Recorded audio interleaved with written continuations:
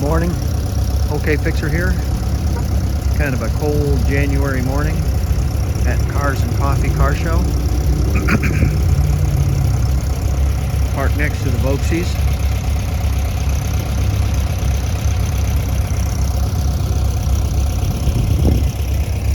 Supposed to meet Leon out here today, and then we're going to go over to my garage. We're going to pull the engine out of his car so we can do some basic work on it. It's got some oil leaks and such. Do some upgrades to it, check things over, make it so he can actually drive the car without it getting hot and losing all its oil. So I don't know if I'm going to take any video of this car show. It's the same old things, kind of, and even less so that it's cold. I'll probably go right to the video.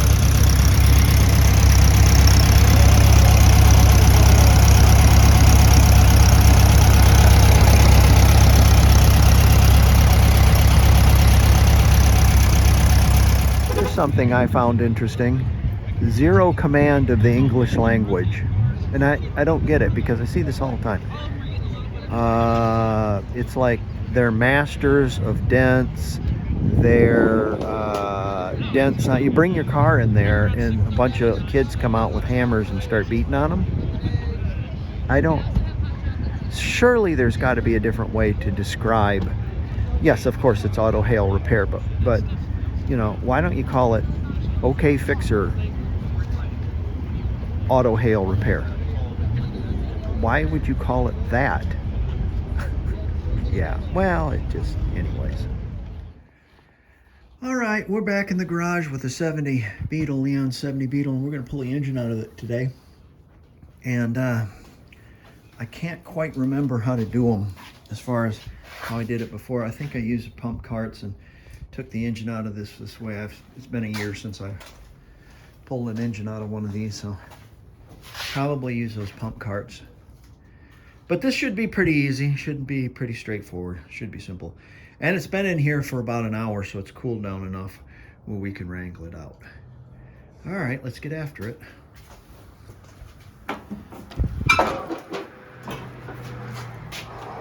All right, I remember now. We used our little bottle jack, jacked it up. We put the pump carts underneath it. Oh, these are so nice.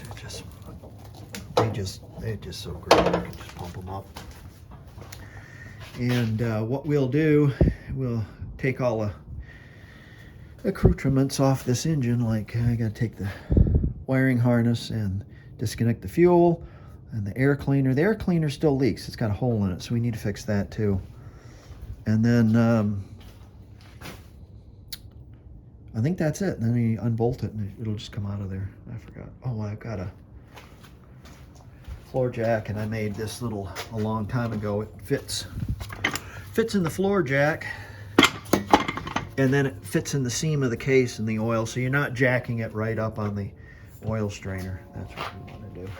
There you go. Okay, same old, 4 bolts, throttle cable, wires, that kind of stuff. But the deal about using these pump carts, which is great, is you're allowed enough room to clear.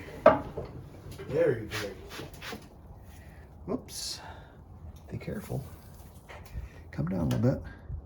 I gotta come down too, Dan? No, we're okay right there. That's okay right there. Okay, now we're gonna pull that jack, and we'll be able to pull the engine up. It allows you enough room to get up underneath that without, oh, it's great. Yeah, wonderful. Okay, let's pull it out of there. Let's, wait a second. All right, this was pretty uneventful, I should say. Got it up on a pump cart, and we're going to start taking this all apart. I'm going to send some things home with Leon, so he has some homework, and we'll disassemble it quite a ways. It has a rear main seal that's leaking in such a fashion that the clutch was polluted and squeaking, making noise. So we have to fix that. more than likely what happens in this scenario is the car will sit for a long time. And this car came from far south and very moist. And what you do is you have rust forms on the crankshaft, or not on the crankshaft, but on the flywheel. And where the seal fits on, or where the flywheel fits into the seal, it's rusty. And when you first spin the engine over, it just tears the seal all up because it has rust on there. And that's probably what I'm thinking I'm going to find behind there is where the seal goes. There's going to be some rust on there we'll have to address.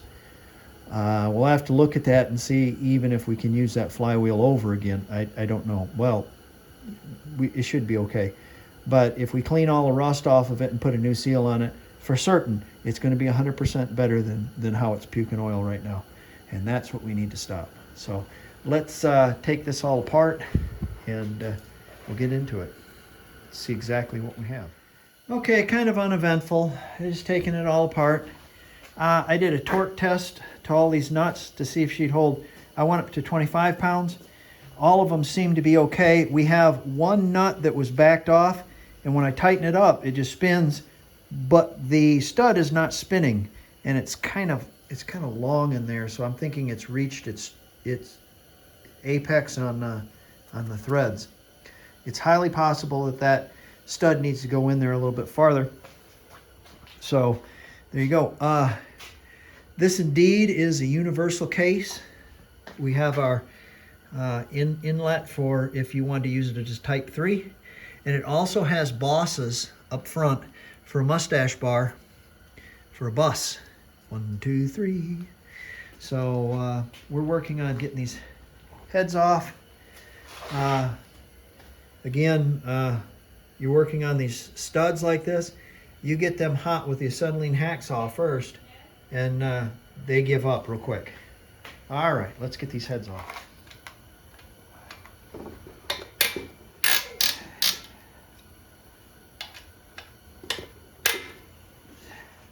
I was kind of wondering why that was cut down like that. Now I remember.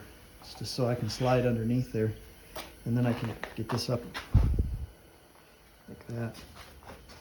And when I let it down,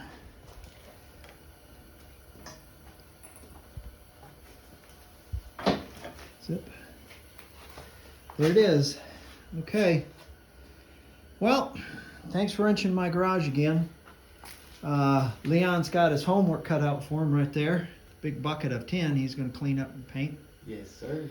And then we'll get working on things when he's got time. And hopefully we'll have this wrapped up in about 3 weeks or something. Hopefully before the next Cars and Coffee. All right, I'll see you on the next one.